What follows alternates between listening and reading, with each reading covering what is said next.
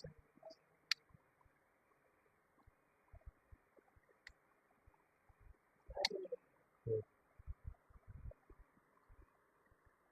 बच्चों, स्वागत है आप सभी का इस वीडियो में। मैं हूं अभिषेक सर और आज हम लोग क्लास 9th के मैथ का चैप्टर 4 देखने वाले हैं, जिसका नाम है दो चर वाले रैखिक समीकरण। ऑफलाइन बैच में आप लोगों ने पढ़ा होगा रैखिक समीकरण क्या होता है, और उसी का ऑब्जेक्टिव क्वेश्चन हम लोग 20 महत्वपूर्ण ऑब्जेक्टिव क्वेश्चन देखने वाले हैं, जो आपके एग्जाम के लिए बहुत ही इंपॉर्टेंट है। तो सब कोई जुड़ जाइए और एक एक करके इस वीडियो को दोस्तों के पास शेयर कर दीजिए, लाइक कीजिए और कमेंट जरूर कीजिएगा, अपना अपना नाम जरूर कमेंट कीजिएगा। सबसे पहले हम लोग दो चर वाले रैखिक समीकरण का इंट्रोडक्शन समझेंगे, ठीक ना। आखिर में दो चर वाले रैखिक समीकरण है क्या, इसके बारे में हम लोग जानेंगे।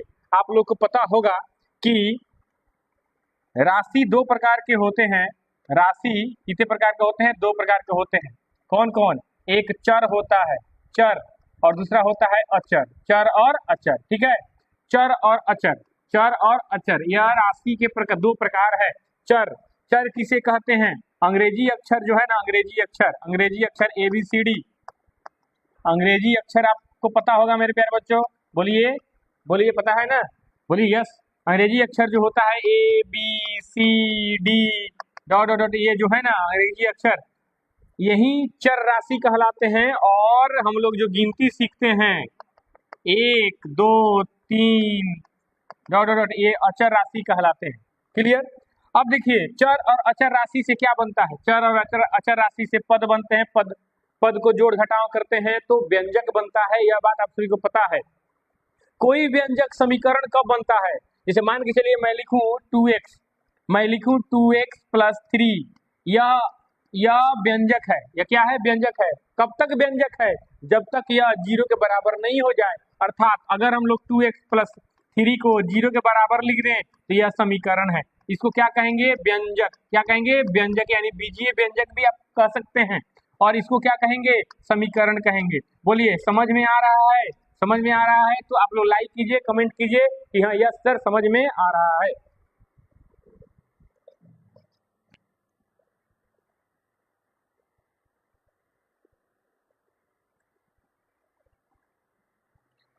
चलिए, बहुत बढ़िया बहुत बढ़िया, ठीक है। तो समीकरण और व्यंजक में यही अंतर है, आप सभी को पता हो गया। समीकरण में क्या होता है? बराबर 0 होगा। हम लोग को क्या पढ़ना है? दो चर वाले रैखिक समीकरण। पूरा एकदम डिटेल में मैं समझाते जा रहा हूँ, एक एक पॉइंट को आप समझ लीजिए बढ़िया से। जब समझ लीजिएगा मेरे प्यारे बच्चों, तो आप लोग के लिए यह चैप्टर जो है एकदम बिल्कुल हलवा लगेगा, बिल्कुल आसान लगेगा। समझिए, यहाँ पे सबसे पहले हम लोग समीकरण समझते हैं। समीकरण, समीकरण किसे कहते हैं? जब दो व्यंजकों के बीच, जब दो व्यंजकों के बीच कौन चिन्ह हो जाए? बीच बराबर का चिन्ह हो, बराबर बराबर बराबर चिन्ह हो, उसे क्या कहते हैं? बोलिए, उसे समीकरण कहते हैं। उसे क्या कहते हैं? समीकरण कहते हैं। दो व्यंजकों के बीच जब बराबर चिन्ह हो तो उसे क्या कहते हैं? समीकरण कहते हैं। यह बात याद रखिएगा। अब एक बात मैं बता दूं, आपको ध्यानपूर्वक समझिएगा। जैसे मैं लिखूं यहाँ पे 2x - 4 बराबर में 0, यह समीकरण है। और यह समीकरण कैसे बना है पहले ये भी जानिए। दो क्या है? अचर राशि है। x क्या है? चर राशि है। फिर -4 क्या है? माइनस चिन्ह है, ठीक है, गणितीय संक्रियाएं हैं। और 4 क्या है? 4 एक अचर राशि है, तब बराबर 0। जरा सोचिए, अगर मैं ऐसे लिखूं 2x + 5 बराबर 4x - 8, 4x - 8, तो यह भी व्यंजक है और यह भी व्यंजक है। ध्यान समझिए, यह भी व्यंजक है और यह भी व्यंजक है। दोनों व्यंजकों के बीच कौन सा चिन्ह लगा हुआ है? बराबर का चिन्ह लगा हुआ है। किसका चिन्ह लगा हुआ है? बराबर का चिन्ह लगा हुआ है। तो बराबर के इधर इसको हम लोग बोलते हैं बायां पक्ष। क्या बोलते हैं? बायां पक्ष, जिसको अंग्रेजी में कह सकते हैं, बोलिए LHS, यानी left hand side. Left hand side लिखिए कमेंट में, लेफ्ट हैंड साइड। और इसको बोलते हैं दायां पक्ष। क्या बोलते हैं? दायां पक्ष। इसको क्या बोलते हैं, दायां पक्ष। दायां पक्ष को हम लोग कहते हैं RHS यानी right hand side, right hand side. अब एक और बात मेरे ध्यान से समझिएगा, यह भी व्यंजक है और यह भी व्यंजक है, दोनों व्यंजकों के बीच में बराबर का चिन्ह है, तो इसको हम लोग क्या कह सकते हैं, समीकरण कह सकते हैं। क्या कह सकते हैं, समीकरण कह सकते हैं। यह बात हमेशा याद रखेंगे। समीकरण क्या होता है, समीकरण वह होता है जिसमें दो व्यंजकों के बीच में बराबर चिन्ह का प्रयोग किया गया होता है, उसी को समीकरण कहते हैं। ये बात समझ में आ गया। अब देखिए, तो समीकरण में देखिए, समीकरण मतलब कई टाइप में होता है। जैसे कि समीकरण में एक चर का प्रयोग किया गया हो तो वह एक चर वाला समीकरण हो गया, दो चर लगा दिया जाए तो दो चर वाला रैखिक समीकरण हो गया, ठीक है। तीन गो चर का प्रयोग हो जाए तो तीन चर वाला समीकरण हो गया। अब यह भी बात है, अब ये तो चर के हिसाब से हो गया, एक चर वाला, दो चर वाला, तीन चर वाला, चाहे अनेक चर वाला, ठीक है। अब आइए समझिए कि पावर, चर का पावर कितना है। अगर पावर एक है तो वह रैखिक हो गया ना, पावर दो है तो द्विघात समीकरण हो गया, अगर पावर तीन है तो वह त्रिघात समीकरण हो गया। इस तरीके से हम लोग पावर के आधार पर समीकरण के नामकरण करते हैं, ठीक है ना। तो समीकरण कई प्रकार के होते हैं। तो सबसे पहले हम लोग समझ लें कि एक चर वाला रैखिक समीकरण क्या होता है। एक चर वाला रैखिक समीकरण, नाम से डेफिनीशन हम इस तरीके से समझा देंगे कि नाम से डेफिनीशन आपके दिमाग में उतर जाएगा, एकदम सेट हो जाएगा, दिमाग में आ जाएगा, ठीक ना। तो सबसे पहले एक चीज मैं लिखूं यहाँ पर, एक चर वाला, समझिएगा, एक चर वाला रैखिक रैखिक समीकरण, कंसेप्ट को दिमाग में रखिएगा तो वही सवाल समझ में आएगा। एक चर वाला, अब समझिए इसका अर्थ समझिए, एक चर वाला यानी एक चर होगा, और रैखिक का मतलब चर का पावर एक होगा, और समीकरण का मतलब बराबर जीरो लगा होगा, मैंने बराबर का प्रयोग किया गया होगा, ठीक है। तो वैसा समीकरण, इसका परिभाषा इस तरीके से लिख सकते हैं मेरे प्यारे बाबू, वैसा समीकरण जिसमें क्या हो, जिसमें एक चर हो, जिसमें क्या हो, एक ही चर हो, जिसमें एक ही चर हो, केवल एक ही चर हो, एक ही चर हो, तथा उस चर का मैक्सिमम यानी महत्तम घात क्या हो, एक हो, उसे क्या कहते हैं बोलो, उसे हम लोग कहते हैं एक चर वाला रैखिक समीकरण। रैखिक समीकरण, पहले इसके नाम का अर्थ तो पता करो मेरे प्यारे बच्चों, समीकरण कहते हैं, ठीक है। अब ध्यान दीजिए, थोड़ा सा ध्यान दीजिएगा। अब यहाँ पे समझिए, यहाँ पर समझिए, एक चर मतलब एक चर, एक चर का मतलब केवल एक चर, ठीक है, केवल एक चर, ठीक है, एक चर। रैखिक का मतलब चर का घात केवल एक होना चाहिए, और समीकरण का मतलब उस व्यंजक में बराबर चिन्ह का प्रयोग होना चाहिए। देखिए, तीनों का अर्थ मैंने यहाँ पे लिख दिया है, और इस अर्थ को समझिए, अर्थ को समझने का प्रयत्न कीजिए। अगर नहीं समझिएगा तो समझिए कि आपका मैथ जो है बहुत ही कमजोर हो जाएगा, ठीक है। तो भाई समझिए, यहाँ पे वैसा समीकरण जिसमें एक ही चर हो, एक ही चर होने का मतलब केवल एक चर, एक चर के अतिरिक्त दूसरा चर नहीं होगा, ठीक है। अगर दूसरा चर आ जाएगा तो दो गो चर हो जाएगा, तीसरा चर आ जाएगा तो तीन गो चर हो जाएगा, तो अलग अलग नाम हो जाएगा उसका। तो ऐसा समीकरण जिसमें एक ही चर होता था, उस चर का जो चर का प्रयोग किया गया है उसका मैक्सिमम पावर यानी मैक्सिमम घात, महत्तम घात कितना होना चाहिए, एक हो, उसे एक चर वाला रैखिक समीकरण कहते हैं। जैसे यहाँ पे देखिए, यहाँ पे 5y + 3 = 8y - 9, ठीक है, ध्यान दीजिएगा, 5y + 3 = 8y - 9। बताइए इसमें कितने चर का प्रयोग किया गया है। तो आप लोग कहोगे सर जी एक चर का प्रयोग किया गया है, y। हाँ, यह मतलब यहाँ पे दो जगह y है, यह एकदम निश्चित रूप से है कि दो जगह y है, लेकिन y का ही प्रयोग किया गया है, y के अतिरिक्त अन्य चर का प्रयोग नहीं हुआ है, ये बात याद रखेंगे। तो दो जगह y है, ये तो बात बिल्कुल सत्य है, दो जगह y है, इसका मतलब ये थोड़े हुआ कि दो गो चर हो गया, नहीं, 3 जगह, 4 जगह, 5 जगह, 6 जगह एक ही चर अगर होगा तो वह एक ही चर है, y है तो y है। देखिए यहाँ पे 5y यहाँ है, 8y यहाँ है, तो 2 जगह y है, इसका मतलब 2 चर नहीं हुआ, एक ही चर हुआ, ये बात याद रखेंगे। तो 5y + 3 बराबर 8y - 9, यह हो गया कौन चीज बोलिए, रैखिक समीकरण ना, एक चर वाला रैखिक समीकरण। अब रैखिक समीकरण क्यों हुआ, क्योंकि यहाँ पे देखिए y का पावर यहाँ पे 1 है, यहाँ पे y का पावर 1 है, तो रैखिक समीकरण हो गया। अगर हम लोग इस तरीके से लिखें 8m²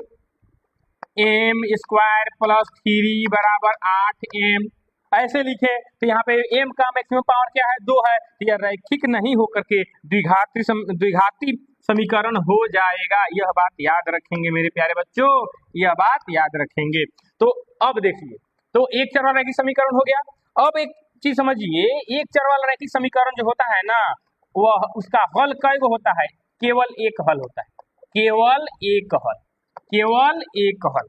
और यह कहाँ पढ़ना है हम लोग को, हम लोग 8 क्लास में पढ़ना है एक चर वाला रैखिक समीकरण। याद कीजिए 8 क्लास में आप लोगों ने पढ़ा है कि नहीं एक चर वाला रैखिक समीकरण, याद कीजिए। हाँ, कैसे बनाया जाता है, तो पक्षांतरण करके। कैसे बनाया जाता है, पक्षांतरण यानी साइड चेंज करके, मतलब चर वाले को एक तरफ, अचर वाले को एक तरफ, ठीक है।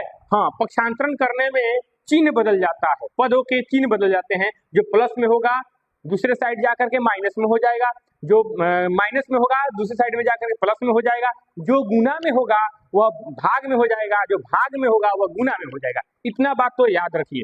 चलिए इसको सॉल्व करके हम लोग देख लेते हैं कि कैसे होगा। तो एक काम कीजिए, इस 8y को दाईं ओर से बाईं ओर लाइए और 3 को बाईं ओर से दाईं ओर ले जाइए। अब इस बाएं से दाएं चाहे दाएं से बाएं जाने में क्या होगा, चिन्ह बदलेगा। तो यहाँ पे देखिए यह प्लस में है, इधर आकर के माइनस में हो जाएगा, तो कैसे लिखेंगे, 5y माइनस में 8y, और 3 को हटाना है तो माइनस में 9 है, प्लस में 3 है, तो इधर आके माइनस में 3 हो जाएगा। अब देखिए 5y में से 8y को घटाएंगे तो -3y होगा, और -9 और -3, जब दोनों संख्या माइनस में हो तो जोड़ होता है, क्रिया होता है जोड़ का, चिन्ह लगता है माइनस का, क्रिया होता है जोड़ का और चिन्ह होता है माइनस का। तो -9 3 12 हो जाएगा, और y बराबर -12, यह गुना में है 3 गुना y, देखिए हमें 3 गुना y है, तो ये गुना में 3 है, तो 3 यहाँ पे भाग में हो जाएगा -3, ठीक ना, तो यहाँ पे कटेगा तो 4 हो जाएगा। तो कितना हल निकला, केवल एक हल निकला। कितना हल निकला, केवल एक हल निकला। अभी कुछ भी नहीं है मेरे प्यारे बच्चों, अभी तो हम लोग 2 चर वाला रैखिक समीकरण शुरू ही नहीं किए हैं, ठीक है। उसका भी मैं कंसेप्ट बता दूंगा, तब उसके बाद हम लोग 20 इंपोर्टेंट क्वेश्चन आज कवर करेंगे, उसके बाद ही छुट्टी लेंगे, ठीक है। जमे रहिए, डटे रहिए, बने रहिए, ठीक है। चलिए अब एक चीज और समझिए, यहाँ पर एक चर वाला रैखिक समीकरण समझ में आया हो, बोलिए, बोलो जी, यस लिखो फटाफट से। अब समझेंगे हम लोग 2 चरों वाले रैखिक समीकरण, यही समझना है, रैखिक समीकरण, 2 चर वाले रैखिक समीकरण, 2 चर वाले रैखिक समीकरण, यही हम लोग को समझना है। क्लियर, कोई दिक्कत नहीं है आप लोगों को, समझिए, ध्यान पूर्वक देखिए और ध्यान पूर्वक देखते हुए कॉपी पर नोट कीजिए, ठीक है। चाहे अभी देख लीजिए, बाद में फिर से दोबारा देख करके कॉपी पर एक एक क्वेश्चन को, एक एक कंसेप्ट को नोट करके एकदम याद कर जाइए। बात समझ में आ रहा है, बोलिए, समझ में आ रहा है बच्चों, हाँ ठीक है। चलिए समझिए, यहाँ पे 2 चरों वाले यानी यहाँ पे 2 चर होगा, 2 चर होगा, कितने चर होगा, 2 चर।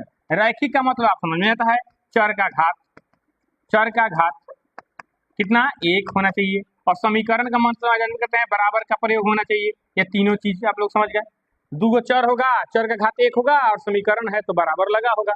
तो लिखेंगे यहाँ पे ऐसा समीकरण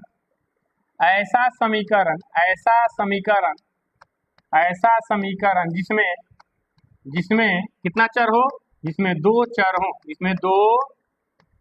हो तथा चरों का महत्तम घात कितना हो, 1 हो, 2 चरों वाले दो चरों वाले रैखिक समीकरण कहलाते हैं। रैखिक समीकरण कहलाते हैं, दो चर वाले रैखिक समीकरण कहलाते हैं। बात समझ में आया? बोलिए, बात समझ में आया? हाँ तो कहिए यस सर, समझ में आया। तो अब देखिए दो चर रैखिक समीकरण का सूत्र क्या होता है, यानी व्यापक रूप क्या होता है। यहाँ पे समझिए, दो चरों वाले रैखिक समीकरण का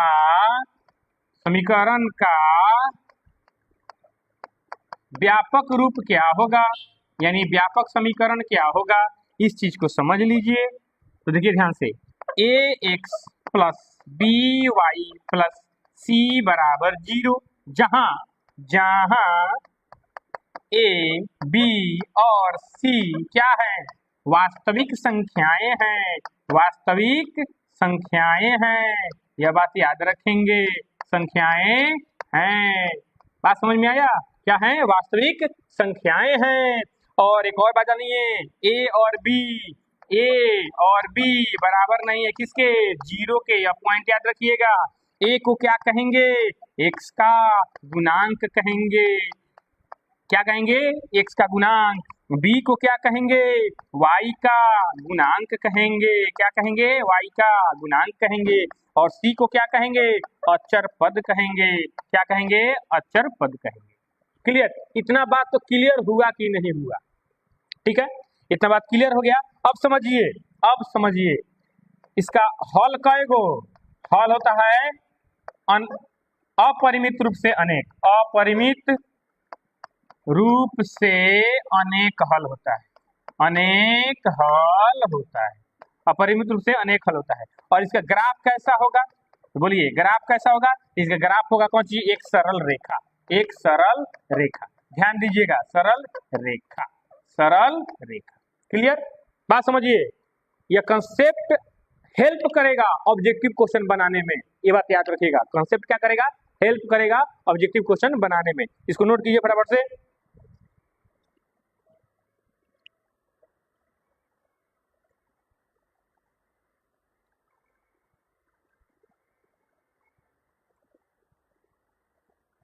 सबको अपना अपना नाम लिखिए फटाफट से।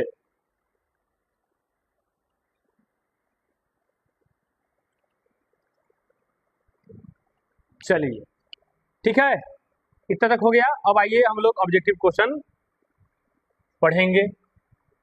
यहीं से शुरू हो रहा है आप लोग का ऑब्जेक्टिव क्वेश्चन, यह कंसेप्ट था। अब यहाँ से ऑब्जेक्टिव क्वेश्चन हम लोग पढ़ने वाले हैं। सवाल कह रहा है, ध्यान दीजिए, पहला सवाल, रैखिक समीकरण 3x माइनस 11y बराबर 10 का है अद्वितीय हल, दो हल, अनंत हल। सबसे पहले यह देख लीजिए समीकरण में कई गो चर है, दो गो चर है। कौन कौन चर है? एक है आपका x और दूसरा क्या है, y। तो जब दो गो चर होगा तो उस दो गो चर का हल कितना होता है, अनंत होता है, इसलिए इसका सही जवाब हो जाएगा ऑप्शन सी। क्या हो जाएगा? Option C. तो एक का ऑप्शन सी हो जाएगा। चलिए अगला सवाल देखिएगा, अगला सवाल देखिए, क्वेश्चन नंबर 2, 3x प्लस 10 बराबर 0 का होगा अद्वितीय हल, दो हल, अनंत हल। दो हल तो बिल्कुल भी नहीं, सॉल्व करके देखिए ना। 3x प्लस 10 बराबर में 0, 3x ये प्लस उधर जाके हो जाएगा कौन सी में, माइनस में, और x बराबर -10/3। बताइए कई गो हल निकला? तो आप लोग कहिएगा सर जी एक गो हल निकला। तो एक गो हल निकला यानी अद्वितीय हल, एक हल को हम लोग अद्वितीय हल कह सकते हैं। ऑप्शन ए इसका राइट हो जवाब हो जाएगा। चलिए तीसरा सवाल देखिएगा, x माइनस 2y बराबर 4 का हल है। समीकरण क्या दिया है हुआ, x माइनस 2y बराबर 4 का हल है। अब क्या करेंगे, यहाँ पर हम लोग एक एक करके यहाँ पे सभी मानों को हम लोग रखेंगे। ठीक है, सभी मानों को रखेंगे। ठीक है, माने एक एक मान को अगर रख दिया जाए तो दूसरा मान अगर प्राप्त हो जाए तो इसका मतलब वो हल होगा। अब देखिए यहाँ पे यह दिया हुआ है आपका कौन सी में, निर्देशांक के रूप में दिया हुआ है, ठीक ना। ठीक है, तो कोमा से पहले x का वैल्यू और कोमा के बाद y का वैल्यू। ठीक है, कोमा से पहले x का वैल्यू और कोमा के बाद y का वैल्यू होता है। ठीक है, तो अब देखिए यहाँ पे x का वैल्यू 0 है, अगर यहाँ पे 0 रख देंगे तो 0 रखेंगे तो -2y बराबर कितना आएगा, 4 आएगा।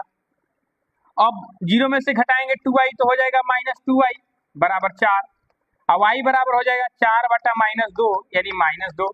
तो 0 रखे, 0 रखे x का वैल्यू यानी 0 रखेंगे तो हमको आना चाहिए था कितना, 2 आना चाहिए था, लेकिन आया कितना, -2, तो यह नहीं होगा। अब देखिए b में अगर x का वैल्यू यहाँ पे 2 रख दे तो 2 - 2y बराबर 4 हो जाएगा। अब यहाँ पे देखिए 2 को हटाएंगे तो -2y बराबर 4 - 2 हो जाएगा, -2y बराबर में कितना होगा, 2, अब y बराबर 2 बटा -2 यानी -1 होगा। अब देखिए यहाँ पे 2 रखना है तो कितना आना चाहिए था, 0 आना चाहिए था, मतलब x का वैल्यू 2 रखने पर y का वैल्यू 0 आना चाहिए था, लेकिन यहाँ पे आया कितना, -1, इसलिए भी हल नहीं होगा। अब देखिए c में देखिए x का वैल्यू 4 है तो 4 रख देंगे, x का वैल्यू यहाँ पे देखिए x का वैल्यू 4 यहाँ पे रखेंगे, -2y बराबर में कितना है, 4 है। अब देखिएगा x का वैल्यू 4 रख दिए हैं, अब देखिए 4 को हटाएंगे इधर तो -2y बराबर 4 - 4, अब देखिए -2y बराबर कितना आया, 0 आया, और y बराबर 0 बटा में -2, तो 0 में किसी भी संख्या से गुना करिए चाहे भाग दीजिए उसका रिजल्ट 0 ही आएगा। तब देखिए ध्यान से 4 रखे हैं तो 0 आया है यानी यही आंसर सही है, 4 रखने पर अगर 0 आ गया है यानी 4 0 ही इस समीकरण का हल है, ऑप्शन सी इसका राइट हो जाएगा। अब देखिए इस तरीके का सवाल बहुत पूछे जाते हैं, 9th में तो पूछा ही जाता है, 10th क्लास के ऑब्जेक्टिव क्वेश्चन में भी पूछेगा।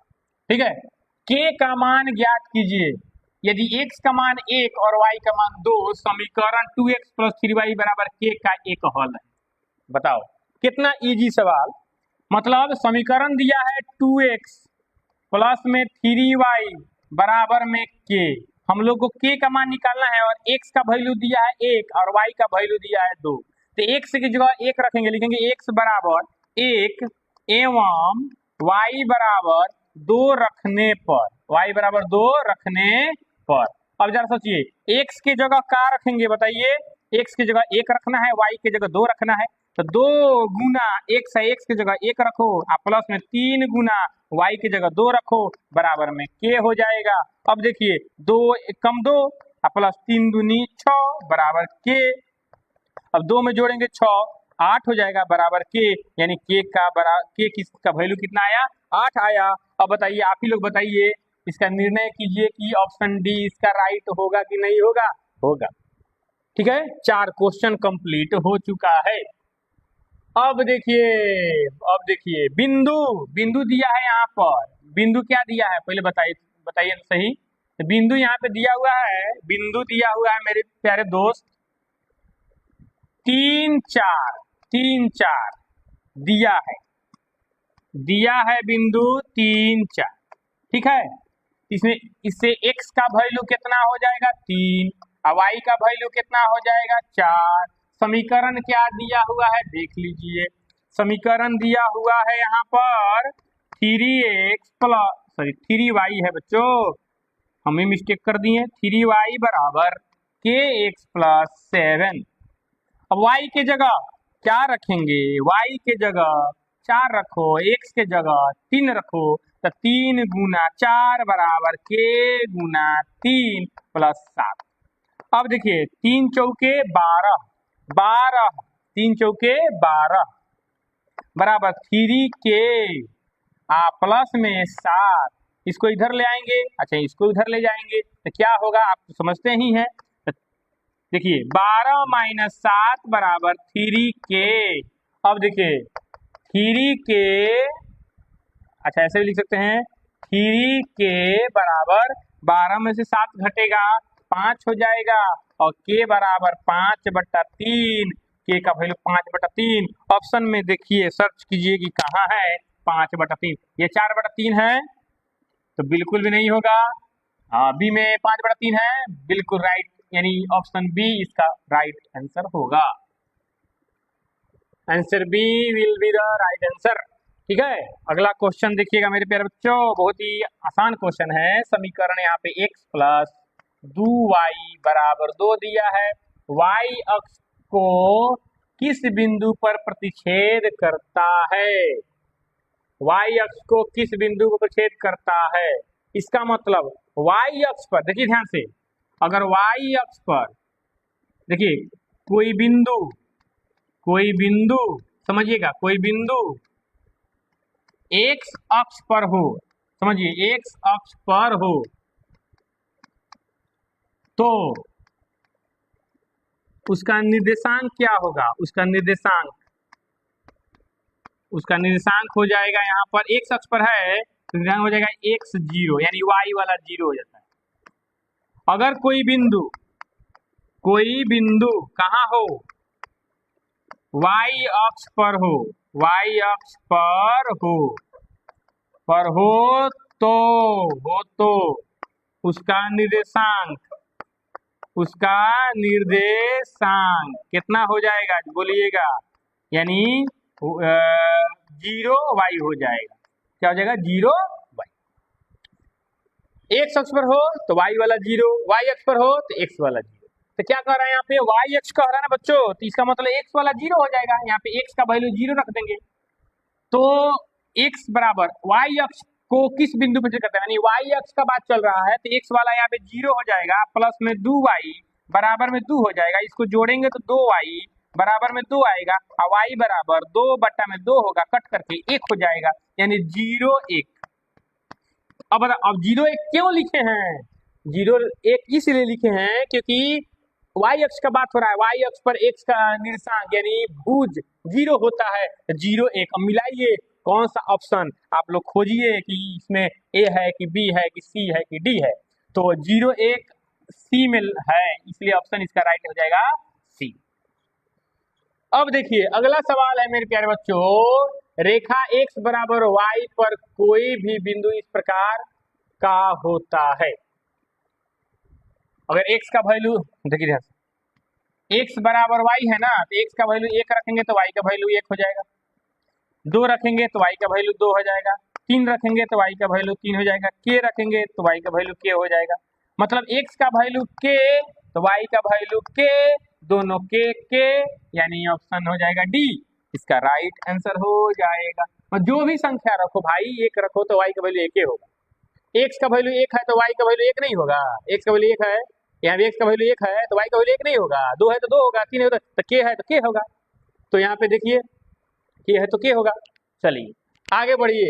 हाँ, x बराबर 3 का ग्राफ एक रेखा, इसी को समझना है। x का वैल्यू दिया है 3, थोड़ा सा ग्राफ बना लेते हैं, ग्राफ बना करके आप लोगों को समझा दे रहे हैं। देखिए यहाँ पर यह ग्राफ है, ग्राफ के लिए हम 2 रेखाओं का चयन करते हैं मेरे प्यारे बच्चों। इसमें से एक को हम लोग उदग्र रेखा कहते हैं, दूसरे को क्षैतिज रेखा कहते हैं। बोलिए, कहते हैं ना बच्चों। अब यह 0 हो गया, यह x अक्ष हो गया, यह y अक्ष हो गया, ठीक है। अब यहाँ पे x का वैल्यू 3 कह रहा है, मान चलिए यहाँ पे 1 है, 2 है, यहाँ पे 3 है, तो 3 क्या है?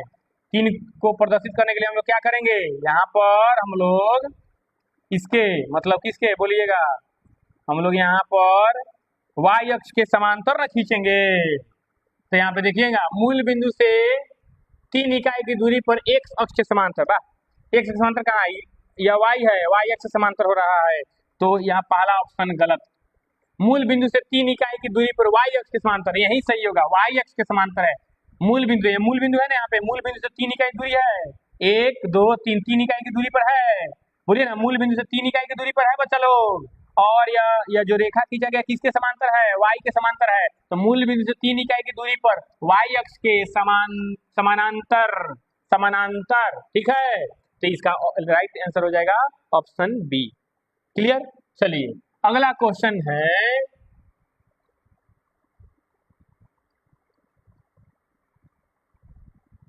चलिए समीकरण y equal to mx plus c में m क्या है? तो m क्या है? m है आपका ढाल, m क्या है? ढाल, स्लोप। चलिए अगला क्वेश्चन, यदि x और y समीकरण ax plus by plus c के बराबर 0 के धनात्मक हल है तो यह हमेशा होगा, माने x का वैल्यू प्लस में और y का वैल्यू प्लस में, तो जब दोनों का हल प्लस में होगा तो प्लस प्लस कौन प्रथम चतुर्थांश में ना होता है, तो इसका राइट आंसर हो जाएगा ऑप्शन ए प्रथम चतुर्थांश में। ठीक है, हाँ चलिए अब समझिए 11 नंबर, दो चर वाला एक रैखिक समीकरण ax plus by plus c बराबर 0 के रूप का होता है, जहां हाँ a बराबर 0 नहीं, b बराबर 0 नहीं, ऑप्शन डी इसका राइट हो जाएगा। अरे कंसेप्ट में हम समझाएंगे, एक्स अक्ष पर कोई बिंदु किस रूप का होता है, तो एक्स अक्ष पर जो बिंदु होता है ना उसका वाई वाला 0 हो जाता है, तो इसमें वाई वाला 0 देखिए, तो एक्स तो इसमें देखिए इसमें एक्स वाई दोनों है तो गलत, इसमें एक्स वाला 0, अरे एक्स अक्ष पर है या एक्स वाला 0 हो जाता तो काम ही गड़बड़ा गया, एक्स 0, हाँ यही राइट आंसर है, यानी सी एक्स तो वाला तो होगा, एक्स अक्ष पर है तो एक्स अक्ष पर होगा, लेकिन इसका वाई वाला क्या हो जाएगा 0 होगा, इसलिए इसका राइट आंसर हो जाएगा ऑप्शन सी। वाई अक्ष पर कोई बिंदु किस रूप का होता है, देखिए मैंने जो जो भी कंसेप्ट समझाया उसी के अकॉर्डिंग क्वेश्चन यहाँ पे दिया गया है, बस केवल आप लोग मेरी बात मानिए, सलाह मानिए, ठीक है, कि आप लोग कंसेप्ट क्लियर कीजिएगा तब जाकर कोई दिक्कत नहीं होगा। तो वाई अक्ष पर कोई बिंदु, तो वाई अक्ष पर किसी भी बिंदु का, यहाँ पे मैंने लिखवाया है ना, वाई अक्ष पर किसी बिंदु का निर्देशांक क्या होता है 0 वाई होता है, यानी एक्स वाला 0 होगा, तो दोनों तो वाई वाई है ना बच्चों, तो यह नहीं होगा 0 वाई, 0 वाई, एक्स वाला 0 है वाई है, यानी यही सही होगा, यह गलत है और यह भी गलत है। अगला क्वेश्चन 14 नंबर, देखिए ध्यान से, रैखिक समीकरण 2x माइनस 5y बराबर 7 का है, कोई हल नहीं, अद्वितीय हल, दो हल, अपरिमित रूप से अनेक हल। बताओ यह जो है ना दो चर वाला रैखिक समीकरण है, दो चर लगा है ना, तो दो चर वाला रैखिक समीकरण है ना, तो जब दो चर वाला रैखिक समीकरण हो तो उसका क्या होता है अपरिमित रूप से अनेक हल होता है, इसलिए इसका राइट आंसर क्या हो जाएगा option D, D is the right answer. अगला क्वेश्चन देखिएगा मेरे प्यारे बच्चों, यह समीकरण दिया है 3x माइनस वाई बराबर x माइनस 1, अब x को इधर लाएंगे तो 3x माइनस वाई बराबर -1, 3x में से x घटेगा तो 2x माइनस वाई बराबर -1, अब यह हो गया दो चर वाला रैखिक समीकरण हो गया, तो दो चर वाला रैखिक समीकरण का हल क्या होता है अपरिमित रूप से अनेक हल होता है, option D will be the right answer. Clear, चलिए 16वां नंबर क्वेश्चन देखिएगा,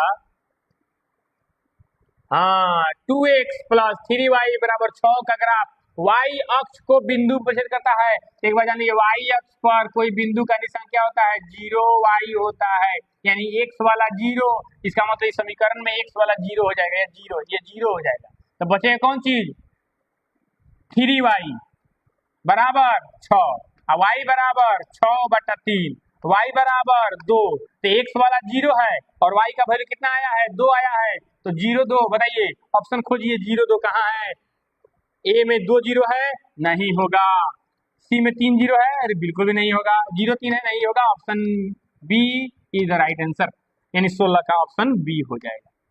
बोलिए कैसा लग रहा है, अच्छा लग रहा है जी।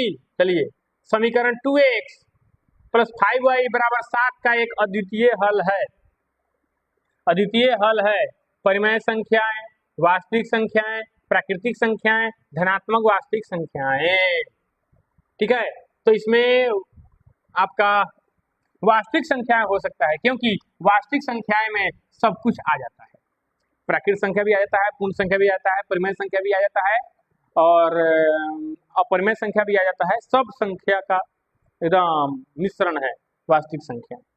चलिए अगला क्वेश्चन देखिएगा, ए के रूप का बिंदु हमेशा स्थित होता है, ए के रूप का बिंदु हमेशा स्थित होता है x प्लस वाई बराबर 0 पर, रेखा y बराबर x पर, x अक्ष पर और y अक्ष पर, तो x प्लस वाई बराबर 0, y बराबर, हाँ दोनों का एकदम वैल्यू सेम ना है, तो y बराबर x यही होगा, y बराबर x, y बराबर x, x का भी वैल्यू जितना है उतना ही y का वैल्यू होगा, तो option B will be the right answer. पहला क्वेश्चन, यदि हम किसी रैखिक समीकरण के दोनों पक्षों को एक ही गैर शून्य संख्या से गुना या भाग करें तो रैखिक समीकरण का हल परिवर्तित नहीं होगा, परिवर्तित हो जाता है, केवल गुण की स्थिति में परिवर्तित होता है, केवल भाजन की स्थिति में परिवर्तित नहीं होता है, बिल्कुल भी नहीं, मतलब गुना करने पर, जैसे मान के चलो यहाँ पे कोई एग्जाम्पल बता रहे हैं, कोई रैखिक समीकरण दिया है 2x प्लस 3y बराबर 8।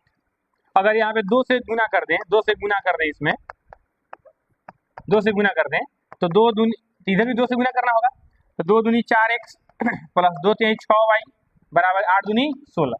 तो इसका जो हल निकलेगा ना मेरे प्यारे बच्चों, इसका भी वही हल निकलेगा, दोनों का सेम हल निकलेगा, तो परिवर्तित नहीं होता है, ठीक ना। अब आज के क्लास का लास्ट क्वेश्चन है, यदि दो जीरो रैखिक समीकरण 2x प्लस 3y बराबर k का एक हल है तो k का मान है, यानी x का वैल्यू 2, y का वैल्यू 0। अब समीकरण में 2x प्लस 3y बराबर k में रख देंगे। अब देखिए x के जगह 2 रखेंगे यहाँ पर, तो 2 गुना 2 प्लस 3 है, अब y के जगह पर कितना रखेंगे, 0 रखेंगे, बराबर k है। अब देखिए 2 दूनी 4 प्लस 3 गुना 0 0 बराबर k, 4 में 0 जोड़ेंगे तो 4 बराबर k हो जाएगा, यानी k का वैल्यू कितना आया, 4 आया। ऑप्शन देखिएगा आप लोग, a का वैल्यू 2 है नहीं, बी में है 4, यही हो जाएगा, option B will the right answer. ठीक है, तो आज हम लोगों ने 20 प्रश्नों को सॉल्व किया है। इस सही प्रश्न आप लोग नोट कर लीजिए कॉपी में, कल चेक किया जाएगा। ठीक है, तो चलिए मिलते हैं कल, फिर हम लोग कल जो है कोशिश करेंगे 20 प्लस क्वेश्चन करने का। ठीक है, तो आप लोग दोस्तों में शेयर कर दीजिए, ठीक ना, लाइक कीजिए जरूर, और चलिए मिलते हैं कल 7 बजे। ठीक है, तो गुड नाइट, थैंक यू।